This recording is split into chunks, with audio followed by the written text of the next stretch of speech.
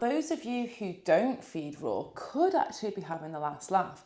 In this video, we will explore the history of raw feeding in domesticated dogs and why more and more owners are actually taking their dog off raw food diets. Now, think back to 40,000 years ago when humans started to domesticize wolves. Yes, it was that long ago, 40,000 years. The newly domesticated dog was fed on scraps, mostly plant-based scraps, because guess what? Meat was very hard to catch, and even if it was caught, humans would eat and cook it every last scrap available. So history and science tells us that dogs have been eating mostly a plant-based diet and maybe a little bit of cooked meat for tens of thousands of years. By the way, if you want more in-depth look at this, check out Dr. Ariel Griffith's Canine Nutrition course. I'll pop a link in the description. Dogs' digestive systems and bodies have evolved to efficiently digest starches, chew on plant matter, and certainly not rip up raw meat.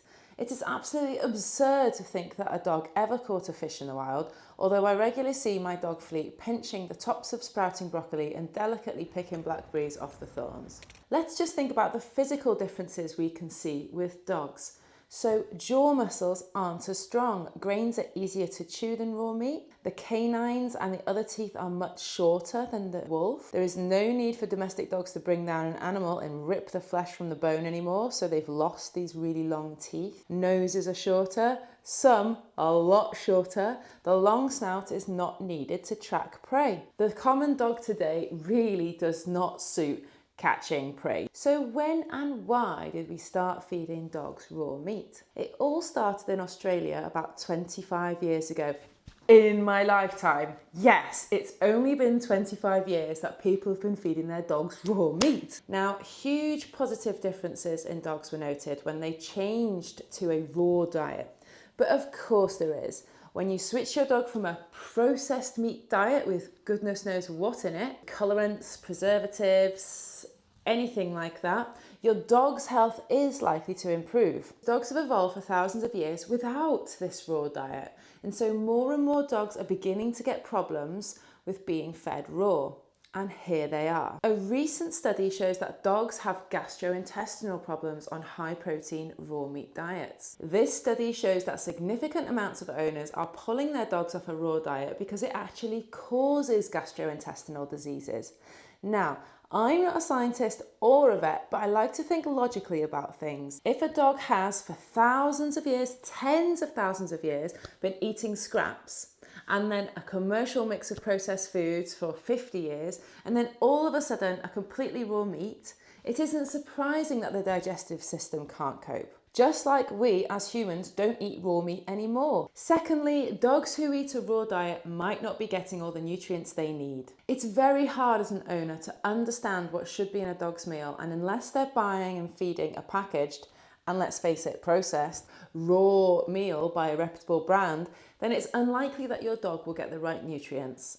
Unfortunately, the effects of not eating what they should will only be seen much later down the line, probably when you get to the vets. The third huge problem with a raw diet for dogs is the chemical buildup in today's meat. Anyone who is familiar with how agriculture and farming works will know that there are huge amounts of chemicals used every year as pesticides and herbicides. And that's not even counting the antibiotics and growth hormones. In the UK alone, there was 1.45 million metric tons of chemical fertilizers used in 2021. To make one tiny piece of meat, you have to feed so much plant material filled full of chemicals to actually grow that cow. As dogs are at the top of the food chain, they eat that meat and have more buildup of chemicals in their system, which results in a lot of health problems. The effect of this will only be seen when your dog gets to an older age. I believe that this is one of the main reasons so many dogs are intolerant to meat. There are so many toxic chemicals being consumed every day. Don't believe how important organic is? Well, ask your local farmer how long their family normally live until. I know it's a strange question, but most farmers who are exposed to these chemicals on a daily basis do not live past 50 or 60 years old. It is so sad. The next reason I wouldn't feed raw to any dog is because of pathogens. Even if your dog can deal with any pathogens in their raw meat diet, your family certainly can't. If you are a mum, don't let a strange dog lick your child's face or your hands, or a dad. If they are raw fed, they can pass on pathogens to your family without you even knowing it. Dogs' immune systems are seriously compromised due to the lack of nutritious food and poor gut microbiome, so it's unlikely that they can also cope with any unwanted pathogens either. Have you ever heard of this random sickness bug that goes around for dogs? Well, think about it. It could be linked to things like this. So there are the main reasons why people don't feed their dog a raw diet. But what should you feed your dog then if processed dog food isn't great? Here at Fleetful, we believe in organic, whole food diets formulated by pet nutritionists so they're balanced and digestible and great for dogs with sensitivities. If you aren't ready to avoid meat completely, then there are plenty of nutritionists out there who will promote a healthy home-cooked diet for dogs. Check out our next video on canine cancer and how to avoid it. It's an in-depth chat with a renowned veterinary oncologist on diet. So there you are. Give your dog a hug. Bye.